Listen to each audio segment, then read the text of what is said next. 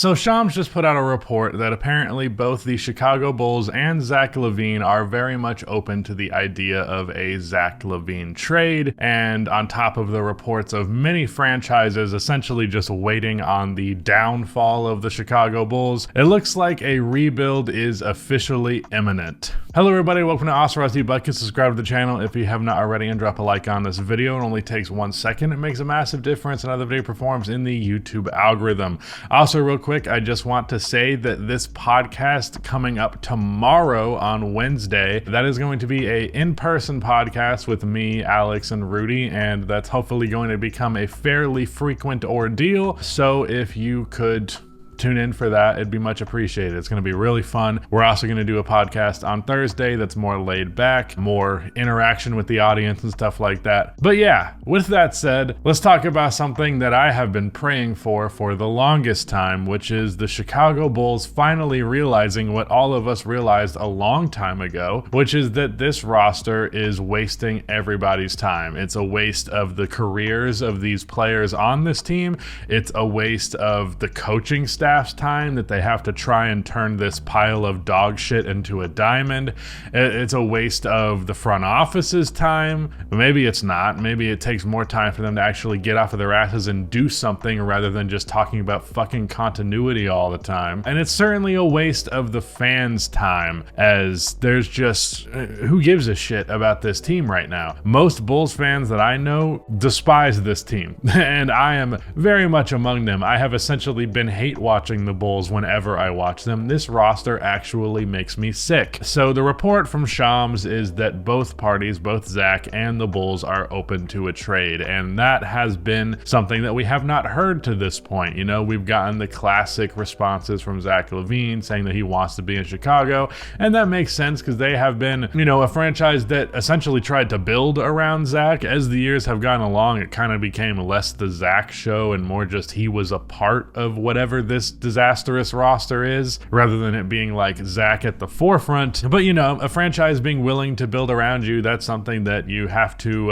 have some level of respect for and some level of loyalty as a result of. However, it's increasingly obvious that A, the Chicago Bulls are not going to build anything close to a good NBA team with Zach Lavine at the forefront, and B, one of the reasons they're not going to do that is because Zach Lavine just is not that type of player. I have over time grown to just straight up dislike the archetype, the type of player that Zach Lavine is.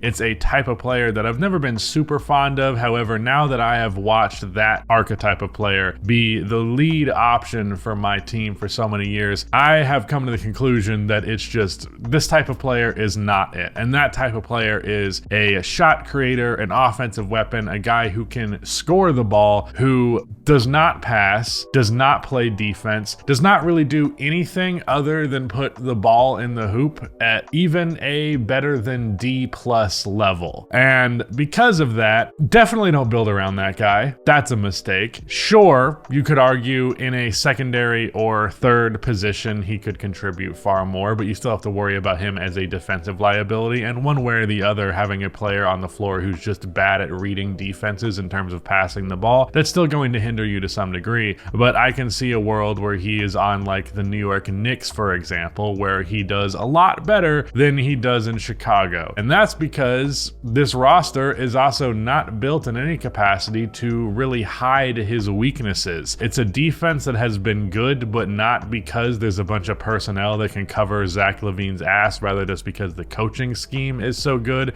And ironically, because the coaching scheme is so good, it makes Zach's lapses on defense all the more obvious. And offensively speaking, not high-level playmaking because Lonzo Ball got hurt, and that's really the whole thing with this Bulls team, is that if Lonzo Ball just played a healthy career from, you know, when he signed with Chicago from onward, we'd be talking about the Bulls very, very, very differently. But no high-level playmaking, and the thing that drives me fucking crazy about the Chicago Bulls is that they just do not shoot threes, and they do not shoot them well. They went into this season in with the goal of shooting more threes, and they are still bottom 5 in the league, still not very high in percentage, and historically with the Chicago Bulls, they have always been a bad three-point shooting team. So from here on in the video, I want to talk about two things. What are some potential destinations for Zach, and what I want to see in terms of the direction of the future of this franchise. So on the trade front, the Knicks are a team that's been rumored quite a bit. The Lakers are a team that's been rumored quite a bit. And I think the Philadelphia 76ers are another one that's up there. I've also seen suggestions of like a Tyler Hero for Zach Lavine trade. Let me tell you, especially with how good Tyler has been this year, Tyler Hero is at worst, 80% as good as Zach Lavine. Me personally, given how much I dislike a scorer that can't pass worth shit, I think Tyler Hero's better. Maybe not as good of a scorer as a whole, but Tyler Hero is a far, far, far better playmaker. Both of them are defensive liabilities, so neither of them are gaining any points there. But I'd rather have a guy who can score and pass than a guy who can score and nothing. So I don't think the Heat should do that. I think Tyler Hero would be way too good of a player to give up in a Zach Lavine trade. I think what you're looking at for a Zach Lavine trade, if you're Chicago and you're being realistic, is 1 to 2 young players that are interesting and have upside. You're probably not getting a young player that's like, displayed being really, really good. Like the idea of RJ Barrett, that's not really happening with the Knicks, I don't think. I think you could get Emmanuel Quickley or Quentin Grimes. Maybe you could get both, but I really doubt that. I think you would get one of those two, Evan Fournier for salary filler and a pick or two. But yeah, you're looking at a young player, maybe 2, depending on the quality of these young players, salary filler, and again, a draft pick or 2, depending on the quality of those draft picks.